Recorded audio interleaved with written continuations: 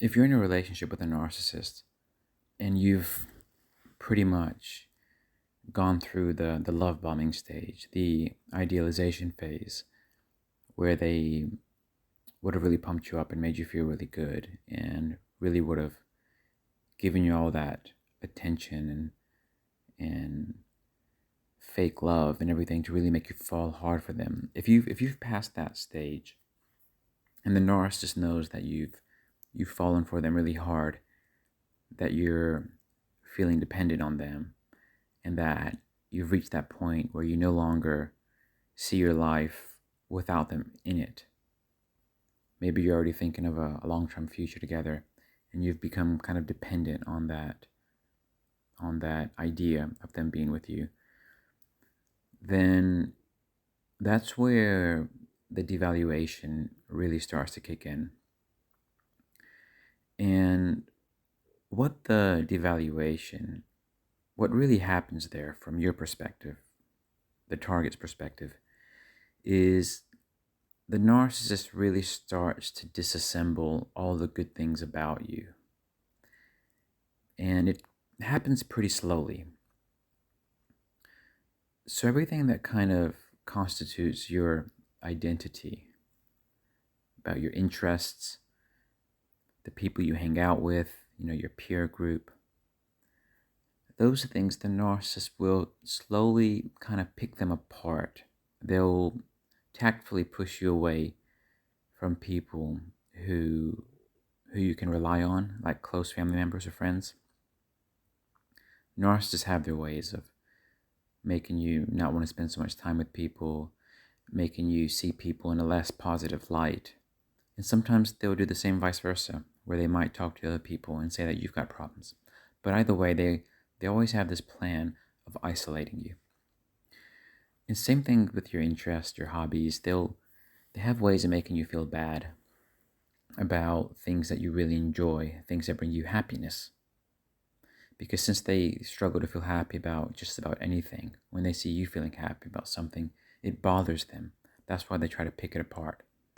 So maybe they'll make you feel ashamed of your hobbies. Perhaps they'll make you feel like they're childish or silly, up to the point where you just don't like the idea of those things anymore.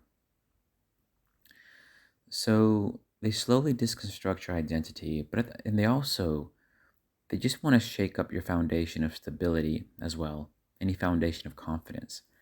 They're constantly putting you down, constantly making you question yourself, constantly making you feel confused. Sometimes they'll literally, like if you place the keys or your phone somewhere in the house, it's not uncommon for them to take things and place them somewhere else. And then when you can't find them, they might say something like, but you put it on your bedside table in the bedroom, right? Almost like, duh, don't you remember that? And they do these little things again and again to confuse you until the point where you're really starting to question your sanity. Because the more confused you feel, the more clear-minded they feel by comparison. And it also makes you more submissive, because when you start feeling a bit confused, you start questioning your own judgment. So it's like all of a sudden you rely more on them. But it's not just the confusion, like the other things I mentioned. They really strike at your confidence. They really make you feel inferior. They really deconstruct all the good things about you and remove any sense of stability that you have in yourself, so that you really find yourself becoming ever more dependent on them. You're more isolated. You don't trust your judgment. All of a sudden, they'll make you feel like people don't like you, that you're lucky to have them. And all of a sudden, you find yourself thinking that they're the best you'll ever do. All of this happens very gradually. And they're always testing the waters with you in a sense. They're always throwing little confusion balls or throwing put you downs your way,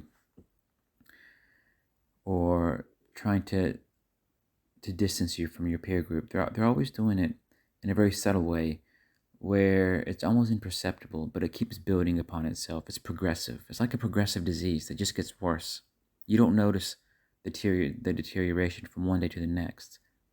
But if you look from 1 month to the next or 1 year to the next, you probably would see visible difference. Until you reach a point where, with the ongoing devaluation, where you just have this dark cloud over your existence. And you just don't know who you are anymore. You wonder, what happened. You wonder, who are you now? And can you ever find yourself again? It's a really dark, confused, lonely feeling because on top of all that, you probably don't have any support. And even if you do talk to people outside of the household with a narcissist, chances are they won't really understand what you're going through. Few people really get it. And it isn't until you start understanding what you're dealing with that you can actually plan an escape. Because you really start questioning your sanity. No matter how bad things are with the narcissist, sometimes you think you're the problem because that's how they've designed it. It's only when you stumble across learning about narcissism through online forums, videos, books, articles, Q&A forums, things like that, that you can start putting the piece together. Otherwise, it's really difficult. Even with therapy, sometimes it's difficult. Sometimes therapists aren't really helpful. But once you do acknowledge what's happened, and once you do understand what you're dealing with, then you all of a sudden you can start distancing yourselves. Or maybe if they've already discarded you, you can be thankful that you've been discarded, because now you know it's a chance to build yourself back up. So yeah, it's just the way they take you apart. It really is a gradual process. Just after the love bombing ends, they really start to break your identity and stability apart. And they do it slowly so you don't realize it. And before you know it, you just don't really know yourself anymore. You can't think of a way out of it, and you're not sure if you're the problem, if they're the problem. It's all a huge mess. But once you start learning about the personality you're dealing with, and you start just understanding and looking at it from more of an objective standpoint, then that's the first step to knowing that better days are to come, because that's your empowerment, really. And you can kind of step out of the victim kind of narrative and think, oh, actually, I'm with somebody who is like this. You can't expect anything different from somebody with certain personalities. You can't expect anything good from a narcissist.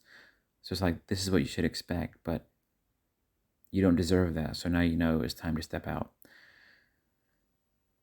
So, but the good thing is, once you've come across one narcissist and you had one experience, you tend to know what to look out for going forwards. So going forwards, you become a lot more aware, and you're much less likely to repeat something similar.